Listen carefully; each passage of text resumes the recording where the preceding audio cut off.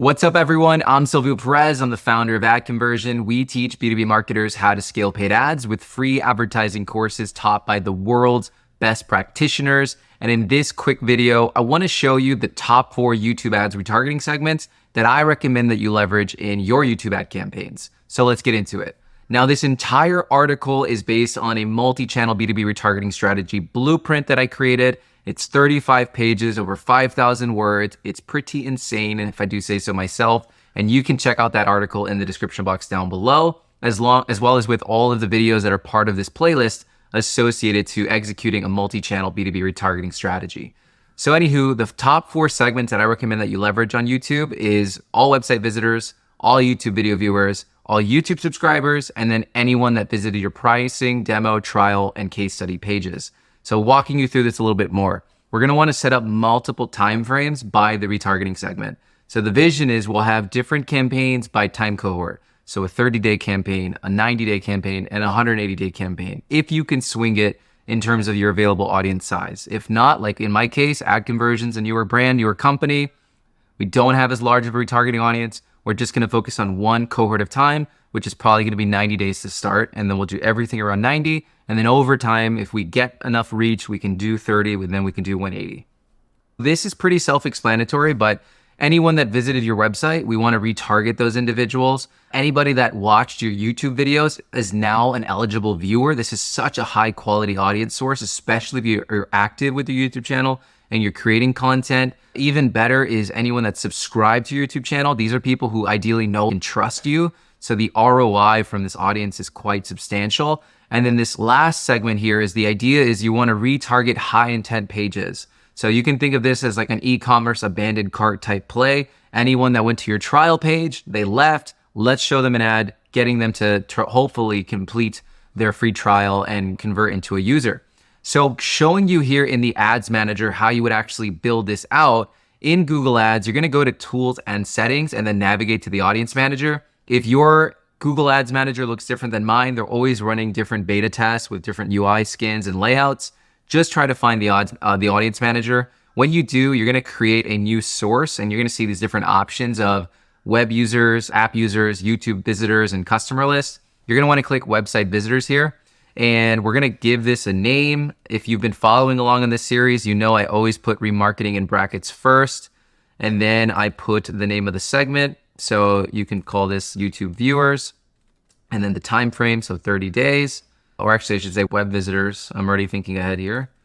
Web visits, 30 days. So this is a consistent naming convention you can leverage. So you just type in REM and then all of your remarketing segments will pop up.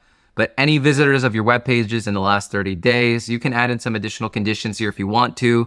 But the idea is we're building this large pool of people, and then we can go ahead and create this. And then I would redo this process for each time frame. So then 90 days, and then I would switch this up to 90 days. A really cool thing about YouTube, or I should say Google, is they let you go up to 540 days. It's pretty incredible how big of a time frame you can have. But really, if it's past 180 days, in my experience, it's usually too long and that person is cold at that point and you should just hit them up with prospecting. So we're going to repeat this process for each segment. So for 30, 90, 180, depending on what you have available. And then for the users, you're going to click YouTube users audience. You're going to name it. Again, same naming convention. And if you've been following along and you feel like it's very repetitive, I'm glad, because it should be. We can't scale complicated. We want to have things consistent across all of the channels so that we can build a multi-channel approach so that it all builds off each other and it's not just this fragmented thing. So we'll do YouTube viewers here, and then you can click on your channel. So you can see I have my channel linked to my Google Ads account. And then anyone that viewed any of my videos in the past 30 days, I can build an audience off that. Even better than that, I can do is anyone that subscribed to my channel, which is really cool. And then I can do in the past 30 days. And if you're running specific types of ads, you can also retarget people based on ads. But generally for this big retargeting ecosystem, we're going to focus on any video viewers and then any subscribers. So I would just recreate this process and do it for each segment. And that is essentially it. And then for the pricing, demo, trial, and case study bouncers, you're going to do that with the web visitor audience, but instead of any web page visit, you're gonna specify that condition, right? So we can refine the action where like the page URL contains demo or trial to get a little bit more specific on who we're going after.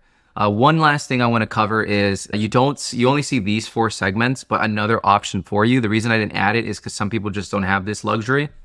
Is if you have a good CRM and you have strong customer list data, you have good contact data that you can use, you can upload that contact data here into Google Ads so that you can use it with your YouTube ads campaigns. The downside is the match rates on Google, in my experience, are really low. You're going to want to make sure that ideally you have as many personal email addresses as you can.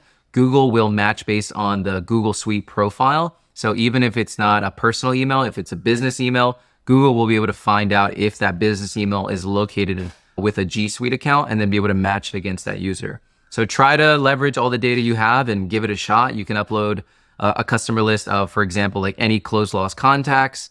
You can upload a customer list of any existing customers and then use that as an exclusion audience. Customer list is another great option for you if you do have that as a available thing in terms of data at your disposal.